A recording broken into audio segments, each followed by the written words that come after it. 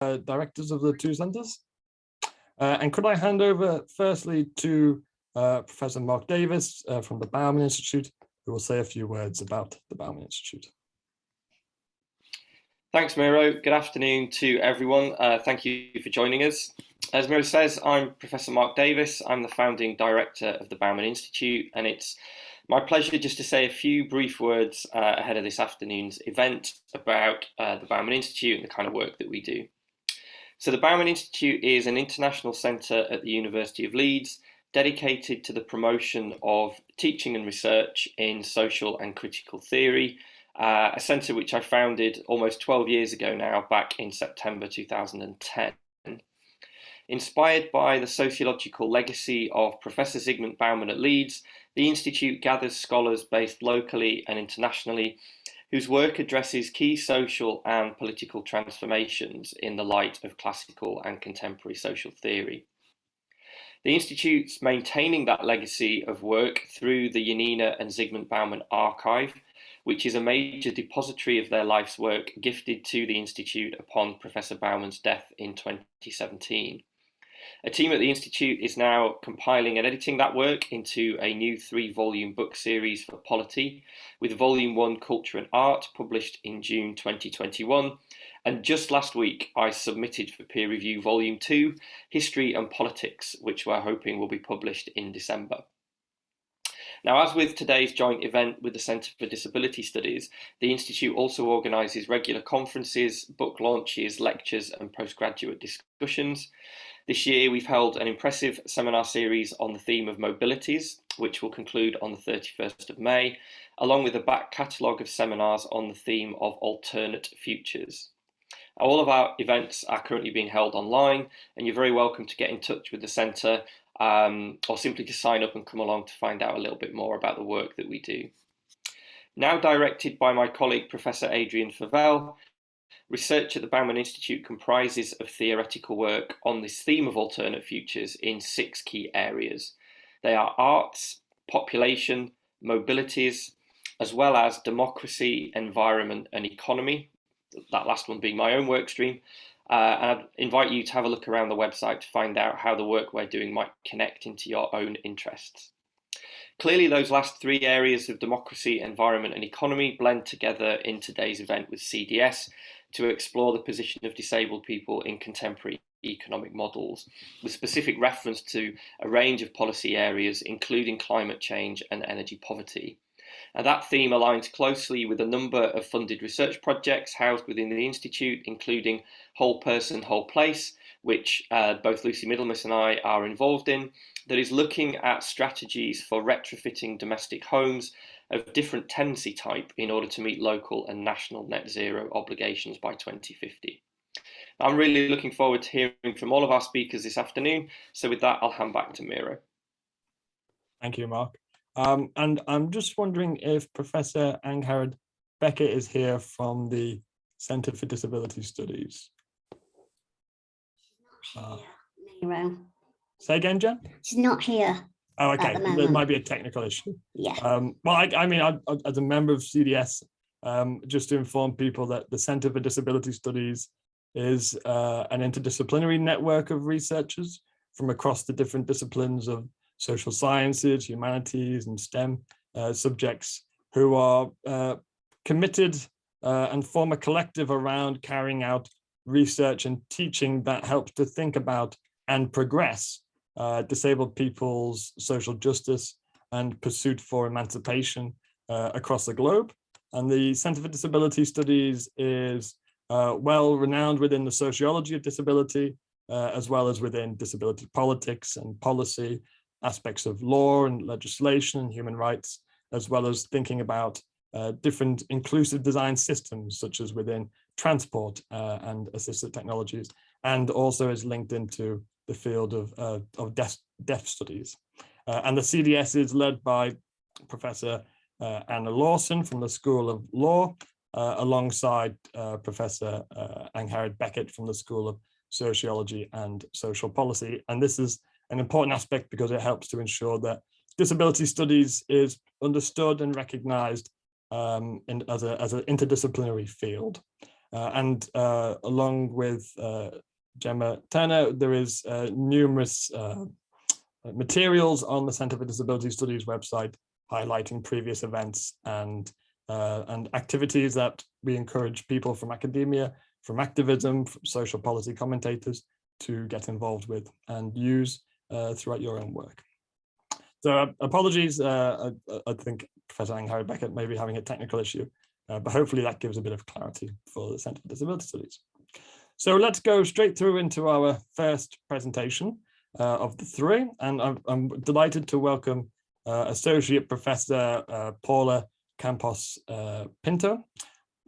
Associate Professor Paula Campos Pinto is within the School for Social and Political Sciences at the University of Lisbon, where she also founded and coordinates the Observatory on Disability and Human Rights. And this is a platform that brings together academics, disability organizations, and decision makers to support disability research and advance disability rights in Portugal, but of course has relevance to disabled people across the globe.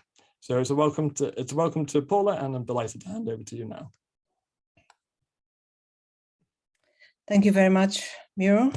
Let me start also by a few thank yous. I really would like to thank the Center for Disability Studies and Bauman Institute for inviting me to be here. It's truly a great honor to be contributing for this conversation series.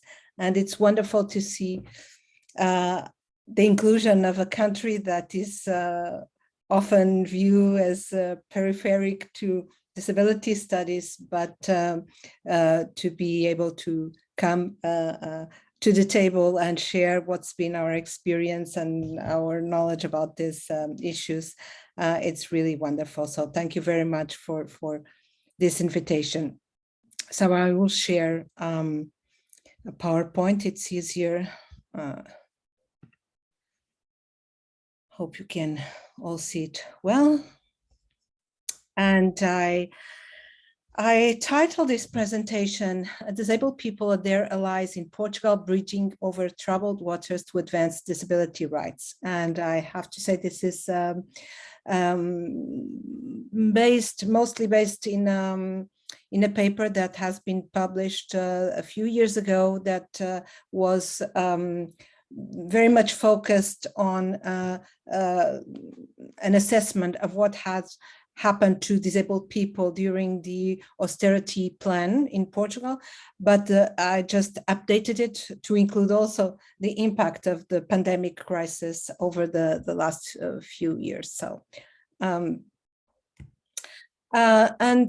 really my point of departure is the signature and ratification by the Portuguese Parliament in 2009 of the CRPD, because one of the things that we've been doing in our research is to try to monitor the impact that the CRPD has produced at national level.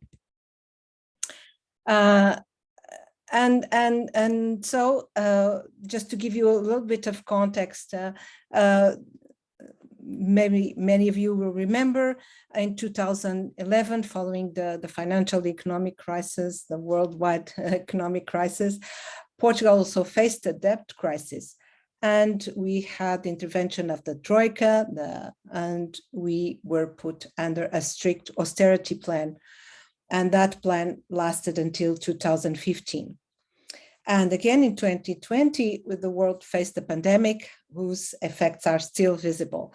And so the questions that I will try to address in this presentation is what has been the impact of the CRPD at domestic level, if any, given this crisis that took place in this period. At the policy level, what has changed, what has remained the same, and what has deteriorated? And how has the disability movement responded to and resisted this crisis? My approach will follow this political economy approach. And so I will try to understand how things evolved, looking at the interplay of law, economics, and politics, and its impact on shaping disabled people's lives. And I'm using data from several studies that have been taking place between 2012 and 2022 that I mentioned there, as well as the work we've been doing for the networks ANED and now EDE, and also the annual reports of our observatory. And also, so that you have this understanding of the Portuguese context, I have to say that disability policy emerged quite late in this country, only after the 1974 revolution. And we have also to signal a very important impact from our participation in the European Union, which happened in 1986. And to mention also that from the 1990s on is when we start really to see a turn to a rights-based approach in Portugal in relation to people with disabilities. With legislation aiming to mainstream children with disabilities in regular schools, with legislation around accessibility and removal of physical barriers, with the introduction of a quota system in the public sector first in 2001 and very recently 2019 also in the private sector, an anti-discrimination law in 2006, and national strategies for the inclusion of persons with disability, one that lasted from 2010 to 2013, during the first crisis, and one just approved in 2020, and that will go until 2025. So this national disability strategy from 2010 to 2013 already was adopted after the ratification of the CRPD, which happened in 2009. So it already brings a clear commitment to implementing the convention and to fight all sorts of discrimination against persons with disabilities. There were innovative policy measures and indicators included in this strategy. Before we had just the first disability action plan, which ended in 2009. And but that was a very conservative policy document, if I must say. And this national disability strategy, for example, included for the first time in Portugal a personal assistance scheme, which was to be introduced as a pilot project.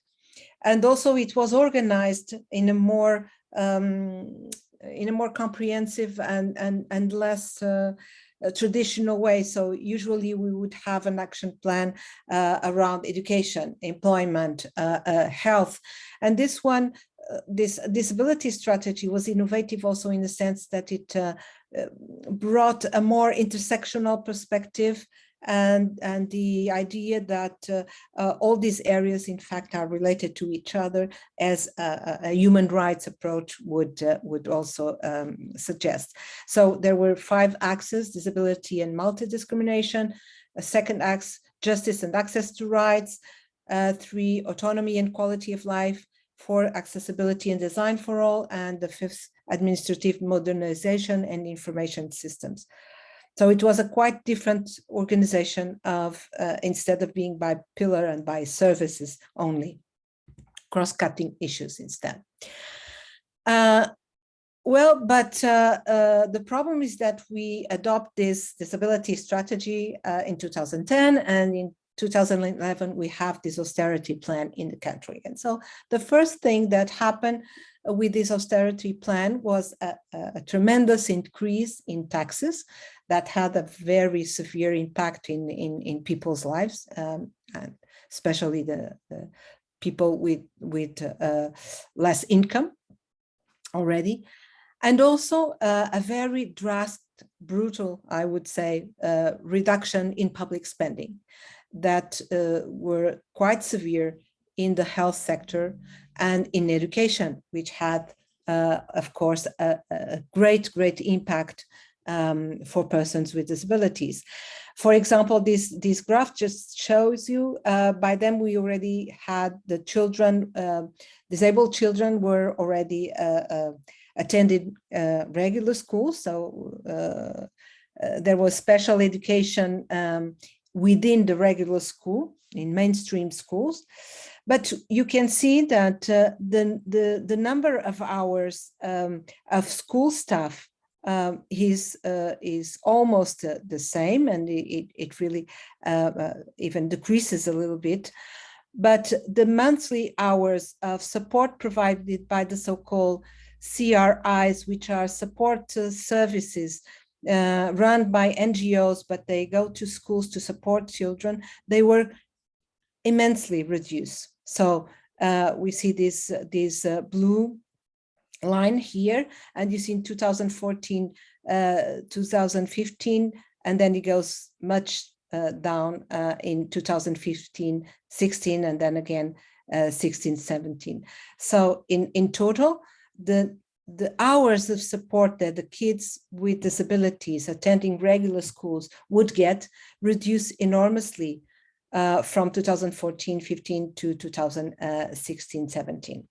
And that was a consequence of the reduction in the education budget overall. The same in terms of vocational training, employment and work, so supports for employment and training of disabled people. We see that the red line is the budget that decreased enormously from 2010 to 2011 and continues to reduce until 2015, and then only goes up a little bit in 2016, whereas the number of beneficiaries, let's say the number of persons that were getting those supports continues to increase throughout those years where the budget is drastically reduced. And that means that each person was getting less supports than before. And the unemployment between 2011 to 2016, unemployment for the overall population decreased 18%, almost 19%, but for persons with disabilities, it increased almost 27%. So we have this movement that is, this trend that is opposite. It increased unemployment for the disabled population, and it decreased for general population. And this is just a quote from one of those studies that we have and interviews that we have done. And here, what's important to stress, it's a situation where a person would get an internship, and at the end of the internship, she was very well evaluated by the employer. They wanted to keep her, but because there was no more money available to support the employers in terms of adjustment of the workplace or something else, they just dismissed her.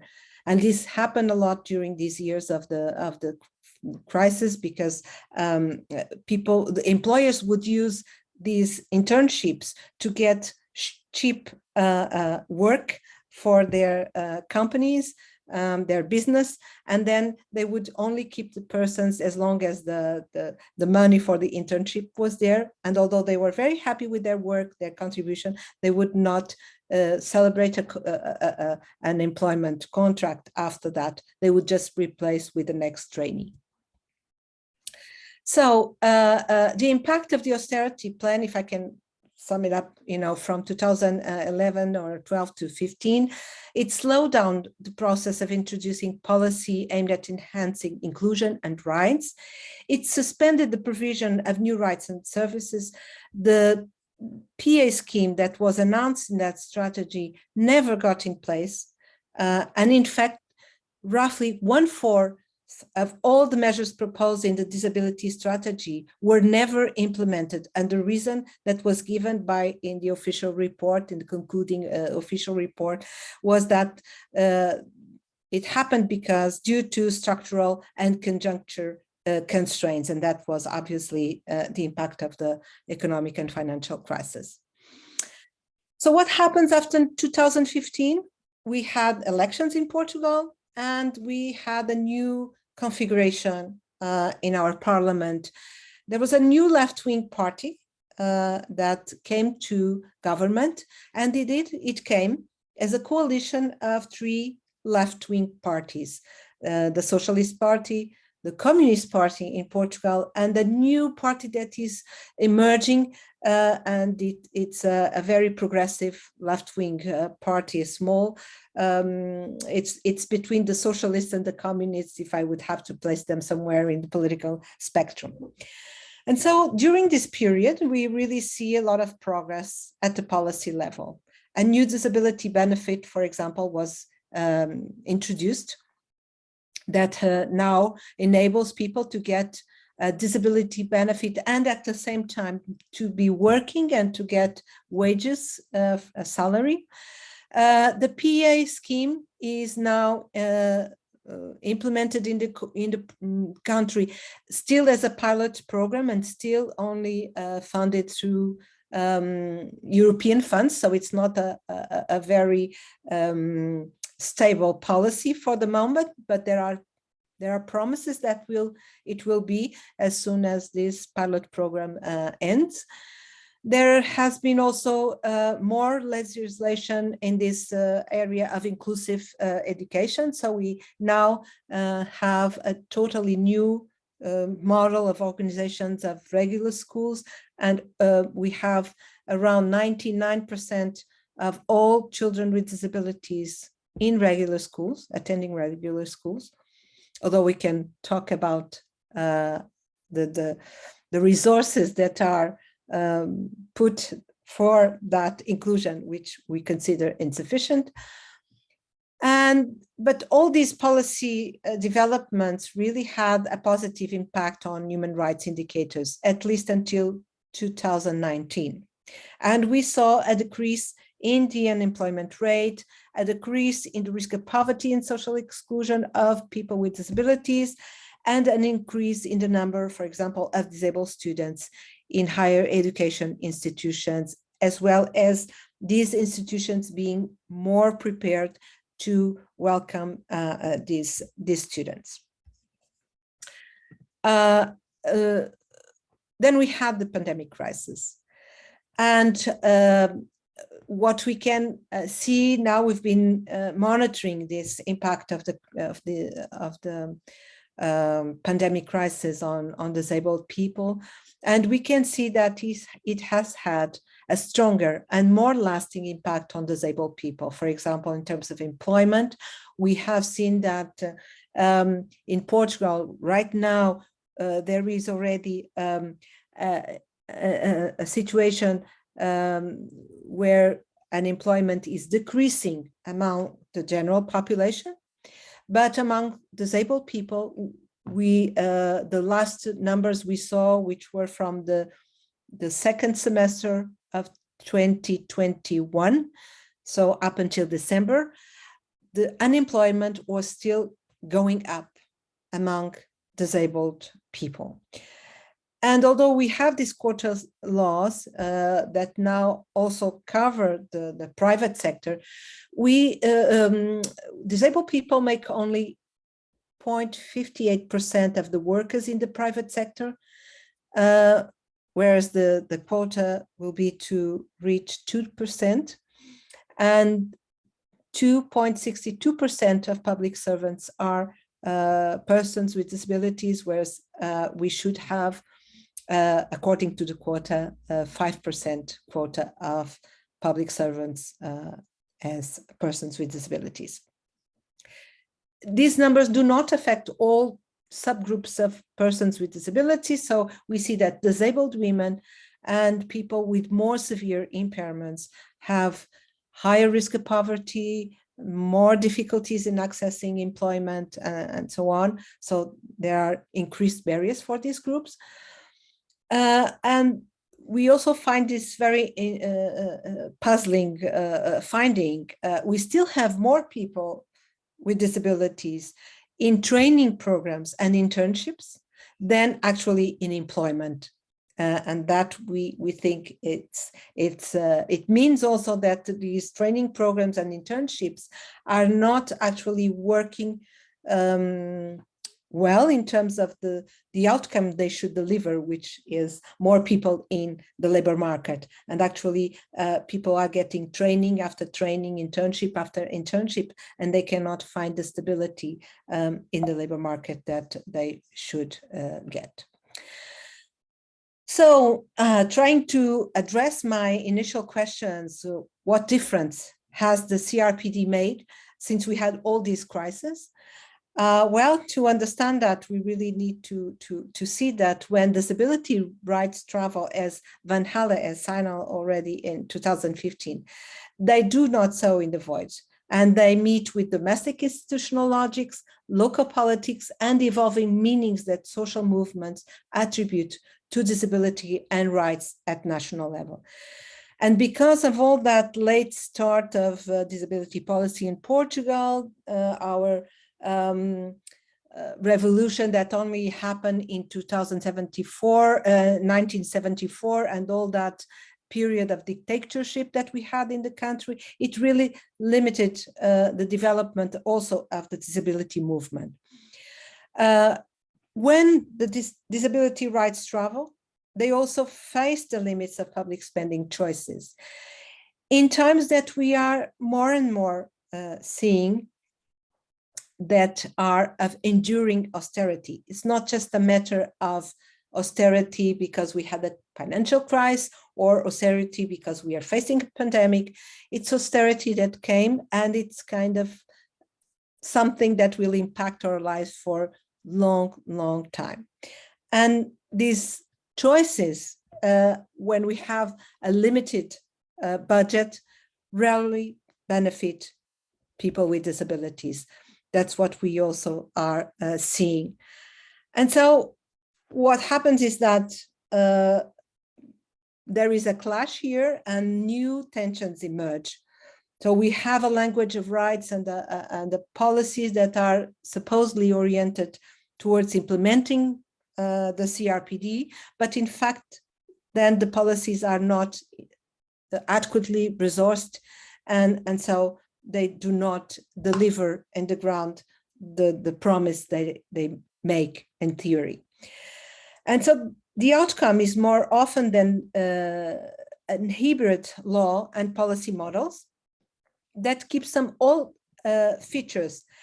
And some of these features that we continue to see in our disability policies in Portugal is a strong emphasis of a medical understanding of disabilities that make everything depend on the medical assessment of the persons, and all is provided or not according to that medical condition and a certain percentage of impairment. So only people who classify as having over 60% of impairment, according to a very medically based kind of assessment, will in fact be entitled to benefits and supports and so on. So this is totally against a human rights perspective, and it's in fact creates a key here an important tension that it really hampers the development of policies in a more social just way. Sorry, Paula, if I can ask you just to politely ask you to conclude. Yes. Absolutely.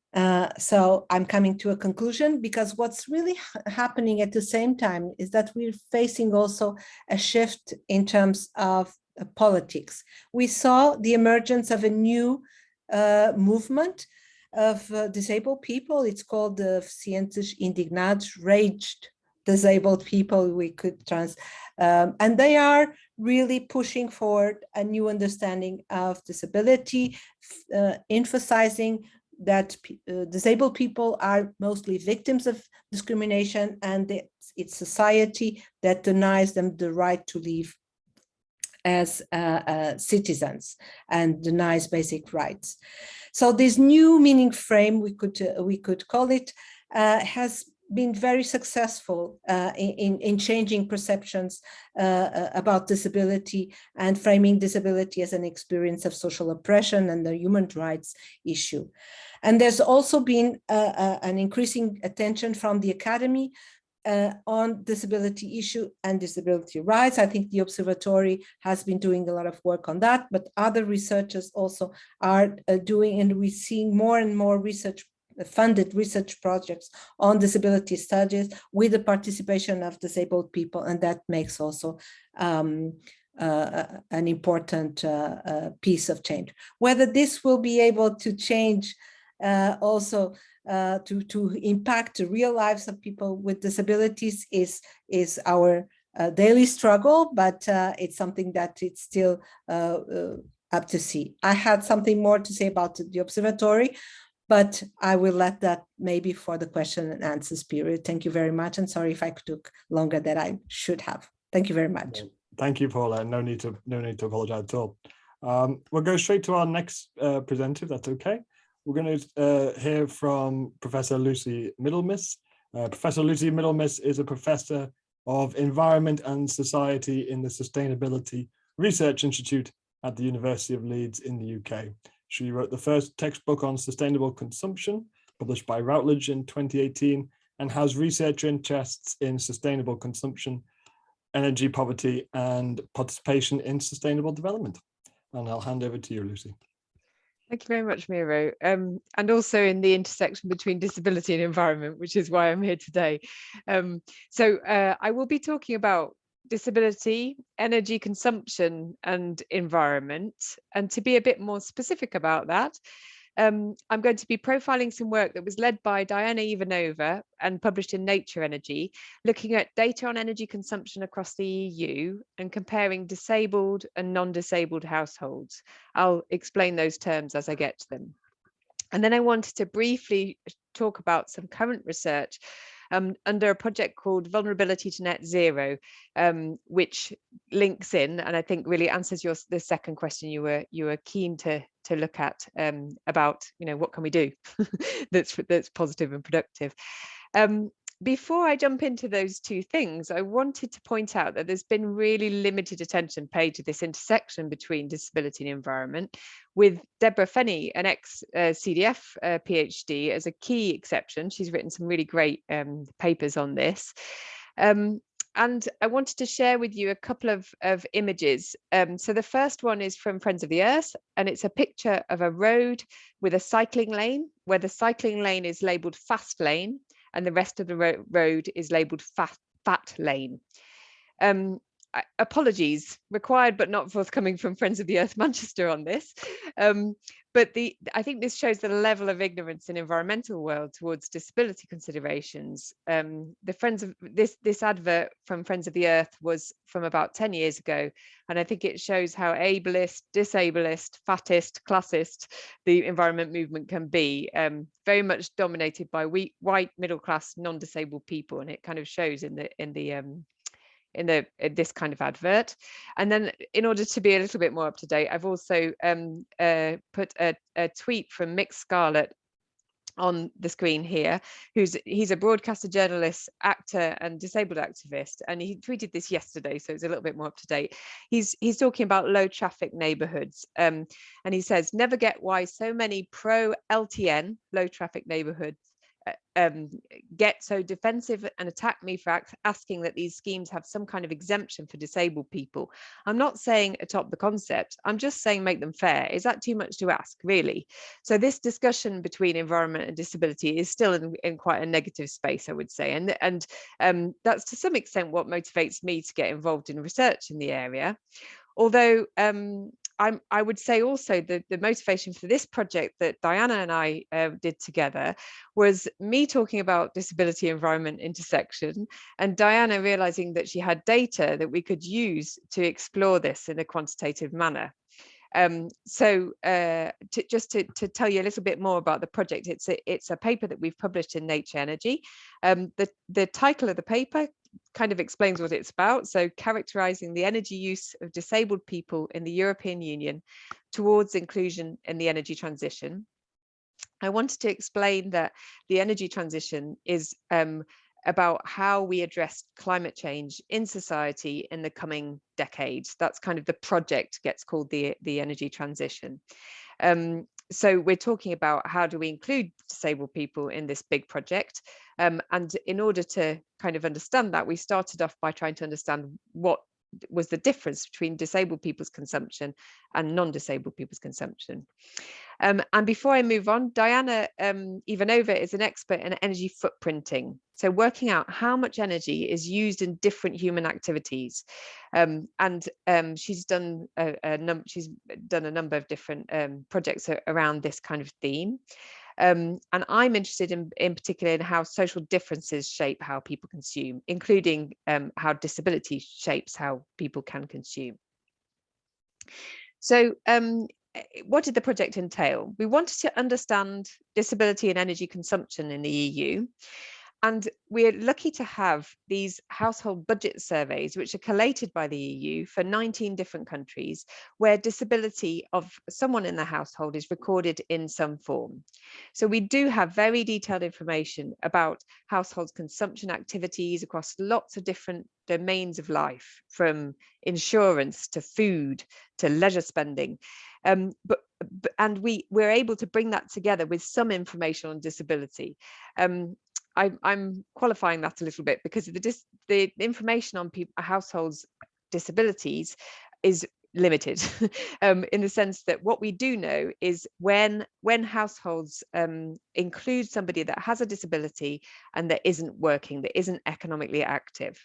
So this is a bit limited, and ideally it would be disaggregated and much richer in terms of the data that exists, but it just doesn't. So what we're missing then are people who are working and disabled, people who are retired and disabled, and households in which there's a disabled child. But we work with what we've got, but I would say all the kind of results and analysis that I'm presenting should be taken in that light. So in terms of the environmental information that's available, Diana, she models energy footprints of households from these budget surveys. So what she does is she takes the description of what people consume and turns it into energy as a sort of unit. So I would like to point out that includes direct energy, so energy used to heat and light homes, but also indirect use of energy in products that households buy or in services that households use. And I would say that this is Diana's bread and butter. This is what she does all the time. The unusual thing for her was to include the disability elements to cut across the data in different ways. And just before I tell you a bit more about what we found out, we did already know that, for instance, disabled people earn less on average. And from an environmental social science point of view, that tells us that disabled people will have a lower energy footprint on average, because we know that on average, earnings and energy footprints kind of increase. They have a kind of a positive relationship with each other. So the richer you are, or the more you earn, the more environmental impact you have effectively. We also know that disabled people are likely to have higher energy needs, for instance, for warmth, cooling, hot water in the home, and more unmet energy needs caused by challenges of, for instance, inaccessibility, but also linked back to earning less on average, because on average, poorer people have more unmet energy needs. So let's jump into the results. This is all possibly looks quite complicated, but I'll explain it as we go, and hopefully that will clarify things a bit. Before I talk about what this means, I just want to talk about us how we divided up the types of household, and we had to divide them in a particular way in order to bring out the differences between disabled and non-disabled households. So when I say disabled household, I mean actually households with a disabled and economically inactive member, and we've labeled those as DIS on these diagrams. When I say other economically inactive households, which is labelled other, that means households that don't have a disabled member that is economically inactive. And then the economically active, which is E-active on the graph here is all economically active households, which will include some households with disabilities. But this is in order to kind of tease out what are the differences that we can access effectively through this data. Key points here then. We see in the first graph, which is A, that you can see with the blue box plots on it, we see the pattern in income distribution that you might expect. Although it's worth noting that economically inactive disabled households here earn less on average than economically inactive non-disabled households. So disability adds, or effectively reduces earnings further when you're economically inactive. We see also matching patterns in expenditure, which is the middle sort of orangey yellow one, and energy use, which is the third graph along, which is the pinky red coloured graph. The differences in energy use between household types are smaller, though, than the differences in income. So that's probably reflecting the greater needs that disabled households have that I talked about at the beginning. This is important because using energy is really central in most activities you want to engage in. And it seems here like disabled households have less opportunities to use energy, despite likely having additional needs for it. So we also wanted to analyse the risk of poverty and energy poverty among different household types. And you can see two results for that here. Graph A is the risk of poverty. Graph B is the risk of energy poverty. And we see here again that households where someone is economically inactive and has a disability are much more likely to be below the poverty line or below the energy poverty line. And then we also looked sociodemographically at the differences between disabled households, meaning, households where someone is economically inactive and disabled, and the two other types of households that I've outlined. And I would say that the households have distinctive sociodemographic characteristics, in particular that disabled households, as we call them, are less likely to be single households, and there are much more of them that are very big households, so 5 people or more. And then also this in the second graph, that disabled households are more likely to be rural. These kinds of findings are really important when we think about environmental policy, because if you think about disabled households more likely to be more rural, that's really important from the point of view of policy on transport and environment, which would tend to recommend reductions in car use and use of public transport, which is in many parts of the UK currently quite inaccessible, and also many parts of the EU more generally. So as well as looking at those kinds of overall messages, we also wanted to pull out the sort of pattern of consumption within disabled households and look at whether it was any different to non-disabled households. This slide's a bit silly, apologies, maybe don't look at the slide and I'll just tell you the key findings here, because it's a bit too much information on the slide. But I would say that the key points to make are that disabled households have lower consumption of leisure and recreation, which includes things like package holidays, cultural activities, hotels and restaurants. We thought this was really important because really those kinds of consumption are quite public forms of consumption that take place in public spaces rather than in the home. And so there's a sort of risk associated with lower visibility of disabled people in the public domain. But there are also forms of consumption that are associated with fun and play and social life. And they're really important things for people to have access to. And they're also the things that tend to go first in poorer households when people don't have the budget to afford those kinds of things. But it's kind of important to know that that's a different pattern of consumption. And then secondly, when we control for income and other social demographics, disabled households use less home energy. And that's quite concerning, given that I've talked about there being potentially greater need among these kinds of households. And then also disabled households use much less transport energy, both air travel, but also other forms of transport, motor and public transport.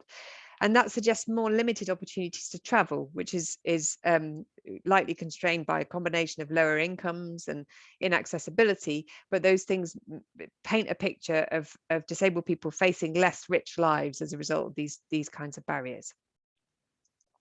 So the take-home messages on this then. I mean, I think it is important to point out that disabled households in the EU have lower environmental impacts, lower energy footprints than non-disabled households. But there's a big ... at the end of there, because this is not good news, in the sense that it's given the anticipated additional energy needs that we think these households have, that should not be the case. What instead it reveals is likely constrained opportunities to consume, which are likely shaped also by both inaccessible environments, but also lack of access to resources.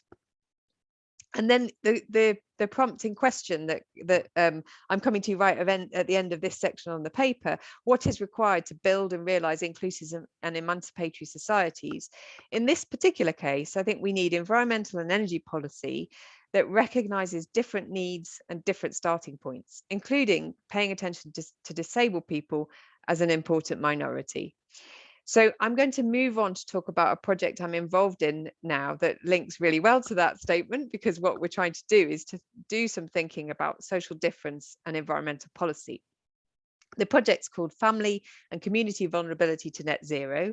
And for those of you not used to the environmental terminology, net zero is the term that's used to describe policy visions and options for low carbon futures. It's a sort of catch-all term that means that's supposed to reflect where we're going environmentally and how we're going to get there. And in this context, we're thinking about vulnerability in terms of who is able and willing to participate in net zero as it's currently envisaged, and what are the barriers to that. Before I move on to talk about this, I wanted to say I'm speaking on behalf of a team. The names of that team are listed here. It's a really talented group of people, including a couple of other people at Leeds. So I'm going to tell you a little bit about what we're doing and why it's relevant to disability inclusion. So when we're looking at vulnerability to net zero, we're taking a really broad scope that is triggered by these existing visions of net zero. The visions look across a number of different life domains, painting a picture of this sort of transformed future in which people will live different kinds of lives. One in which, for instance, people eat a lot less meat, they travel less, they live in better insulated homes, they work in sectors that are carbon reducing instead of carbon increasing, and so on and so on.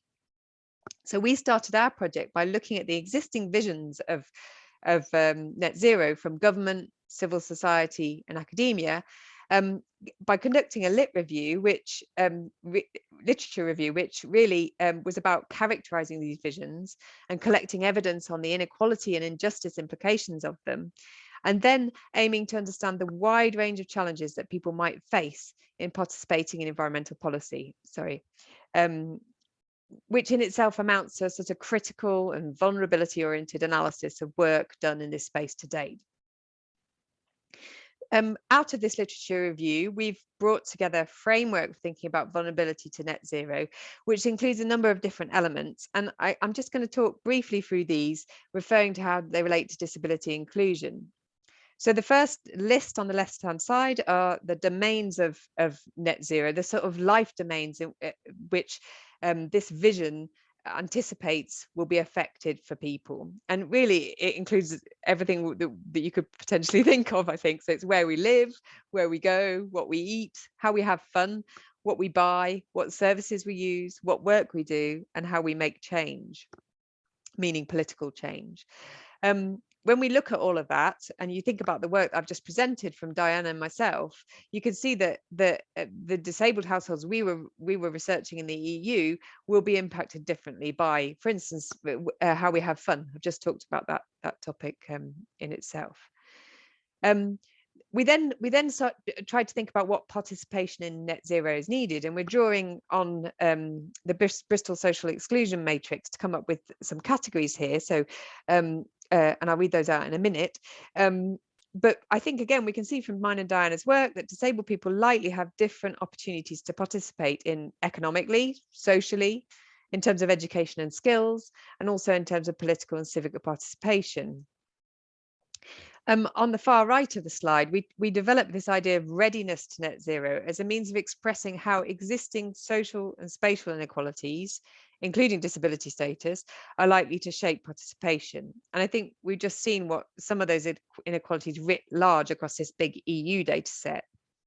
So, for instance, disabled people earning less on average means that there is less money to spend in any kind of change process. And so that's really important to take into account as one of the types of low income household effectively.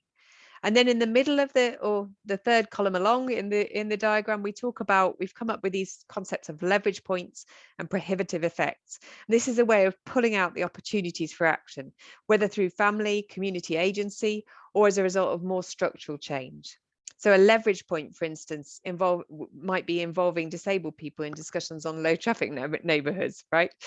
And a prohibitive effect could be the cost of new technology and the absence of financial support for disabled households, who we know, as I said, earn less than average.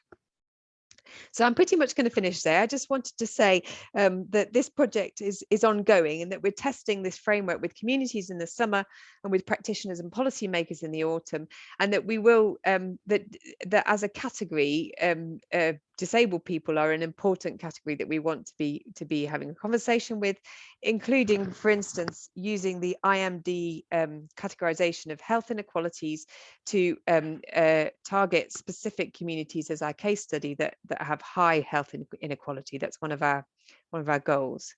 The dimensions of difference that we can see having an effect include being on a low income, include disability status, gender, ethnicity, and the regional and rural and urban inequalities that you can probably imagine would play out here. And I guess knowing that those differences are there means that we need to think about how policy can be applied differently. And to be the objective of our project really is to be able to see where the vulnerability to change is located, and to see what communities and families need in terms of support in that transition. And going back to Mila's question at the beginning about what is required for inclusive societies, really here it's the recognition of how people are differently affected, and the identification, I think, of those strategies to ensure equality of opportunities. And that's exactly what we're trying to do with these ideas of leverage points and prohibitive effects, to identify means of creating opportunities for inclusion.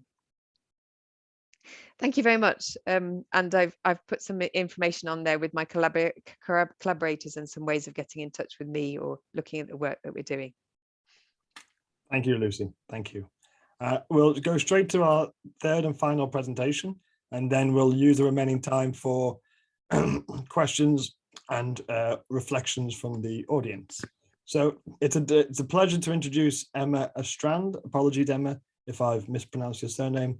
Emma is the communicator, editor, and communication executive, as well as project administrator at STIL, S-T-I-L, which is the Founders of Independent Living in Sweden organization. Emma manages several different projects on disability rights and independent living. And it's a pleasure to have you, Emma, and I'll hand over to you now. Thank you, Miro, and thank you, Paula and Lucie, for your interesting presentations. I will try to add some perspectives in my talk. Unfortunately, I don't have a fancy PowerPoint for you, but I hope that's okay. So yeah, I will talk a bit about people with disabilities positions, both when it comes to economic models, but also as active participants in the society. So I think that in order to understand the importance of a disability perspective, we do not only need to deep dive into the marginalization across social policies and the exclusionary conditions of current economic models, but I think that we also need to get back to basics. I mean, in what ways is the society truly lacking in terms of inclusion and diversity concerning people with disabilities? And how we have not gotten any further. And most importantly, what needs to be done and how can we do it? So as Miro said, I work at STIL, which is the Founders of Independent Living in Sweden. And STIL is both a disability rights organization as well as a cooperative for people with personal assistance. And actually, STIL were the first to offer personal assistance in Sweden 10 years before the legislation passed. And this was the legislation stating people in need of personal assistance should be provided with that service and support by the welfare state. And today we'd like to talk about the need of a flipped perspective. I mean, what would happen if we would construct our society based on people with disabilities instead of the so-called able-bodied? If we set up our society with a disability perspective in mind, instead of a normative outlook when it comes to both physical and cognitive abilities, we will not only have an inclusive and diverse society based on human rights, but we will also have a society which actually works for everyone, not only for those 85% who are not disabled yet. And even more so, we will also save a lot of money. And still, our main focus is, of course, personal assistance, and not only as a legal service offered by the welfare state, but also as a tool and a method in order to achieve self-determination and empowerment for everyone. A way to ensure everyone's democratic right to be a human being, with all that involves, one might say. But before I talk about the details and methods in order to live self-determined and fully, I think that we need to talk about the money. Because as with everything else, I think that independent living costs. Or maybe it doesn't, because disability, it always comes connected to economic discussions, estimates, and decisions. And according to the normative society, where only ever a financial post will cost a lot of money. So neither are we a part of the contributive society by work, by academia, or even at home, and nor are we represented. You don't see us that often in media or in a society as any other role than as that cripple in the corner. And not only is this, of course, humiliating and belittling for us, but it is also throughout suffering. Because if you're not confident, then of course it will get harder and harder to actually raise your voice and make yourself heard and make any changes. So I think that in order to actually know what you're capable of and of your worth, of course, you first and foremost need to be represented. And I think that we can all agree on why people with disabilities must be truly involved and visible in the society. But I think that we need to talk about the how. So I will get into some details. And we should start by the personal assistance, because first and foremost, personal assistance should of course be a legal right to anyone in need of support in order to live a full and self-determined life. It should really be a no-brainer for all of us, as shown by Article 19 in the UN Convention for People with Disabilities, which states everyone's right to live independently and included in the community. Here we should, of course, understand independently, not as independent from others, but as independent living, namely co-dependently together with the society and the welfare state, as is the case of everyone. And included obviously means being involved in decision-making that affects me, not only being that person over there in the corner, which I talked about before. But still, no matter human rights, personal assistance must be funded somehow. So it has to be a part of the budget. It has to be even part of the economy. And in fact, it should be, because not only is personal assistance necessary in order to live up to the UN Convention, but it is also a significant way to minimize other costs. With personal assistance, for example, you create the conditions for employment, not only for those who are working as PAs, but also for those of us who are utilizing the service. So by the means of personal assistance, you are provided with the opportunity to live fully, meaning that some of us will maybe add a dog or raise kids or at a hobby or something, and some of us will, of course, be able to add a job. And the majority of the budget, which is dedicated to personal assistance, is also strictly set for the salaries of the PAs. Salaries which pay for work that does not necessitate any formal education, meaning that the personal assistance legislation provides a perfect job opportunity for many different kinds of people. And apart from that, a considerable amount of the funding of the personal assistance service actually gets paid back to the state in terms of taxes and payroll taxes, etc. But I don't want to talk about specific numbers, since the topic for today was economic models. And I think that to talk economy and economic models, we first need to talk about the society that we actually wish to achieve. I dare say that we can all agree that we want to live in an open and democratic society based on human rights, inclusion, diversity, and security for everyone.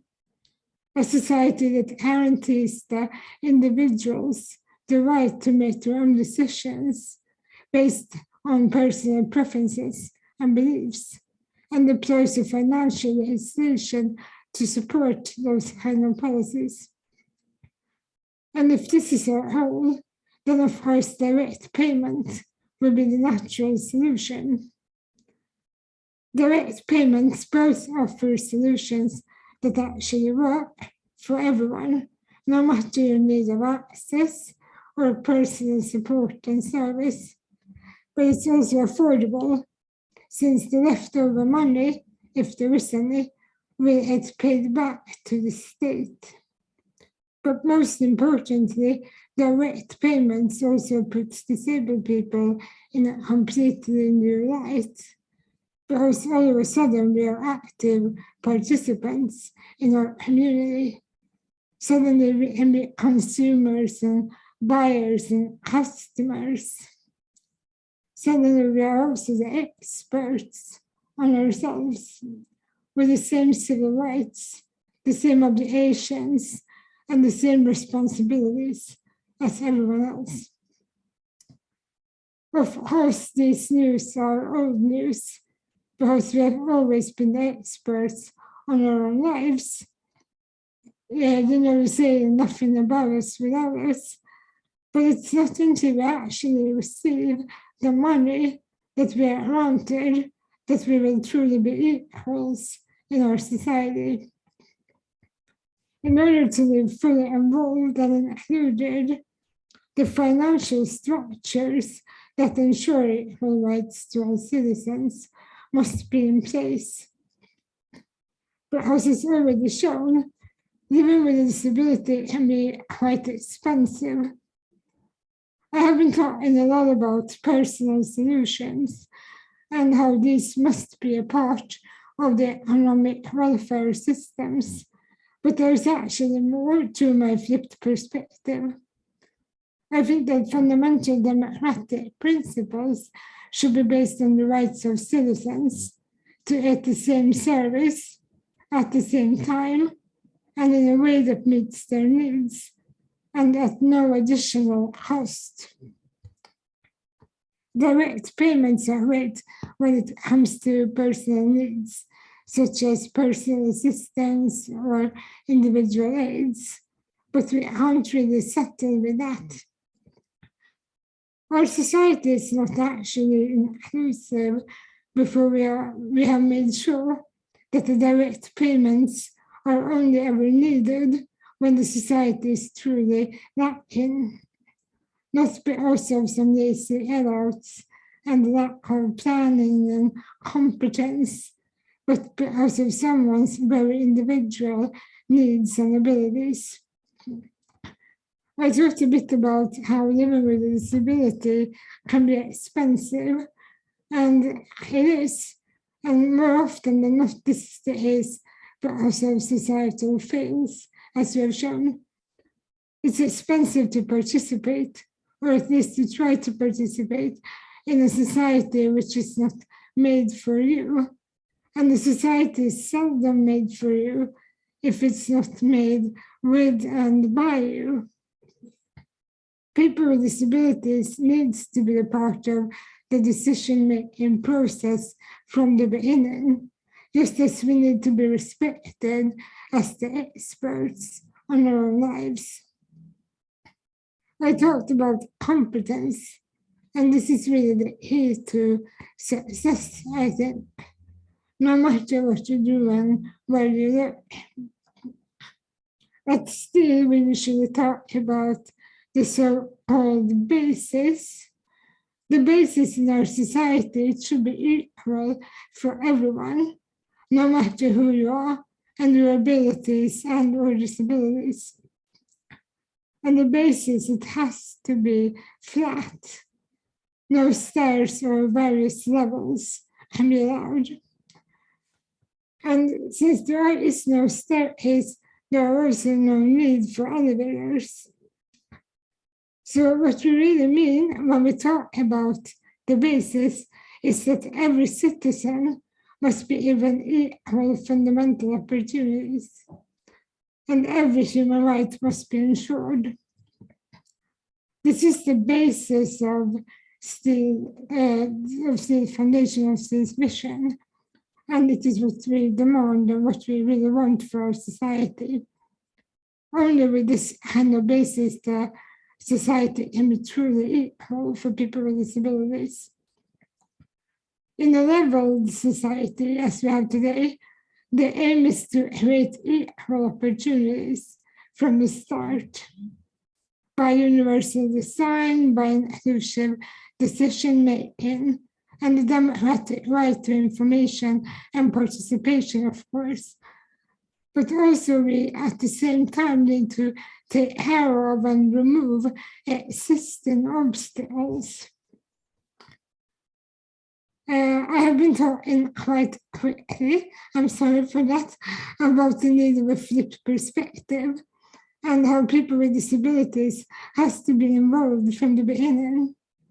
And as I have shown, there are only ever aims when we consider disabled people as the baseline in our society.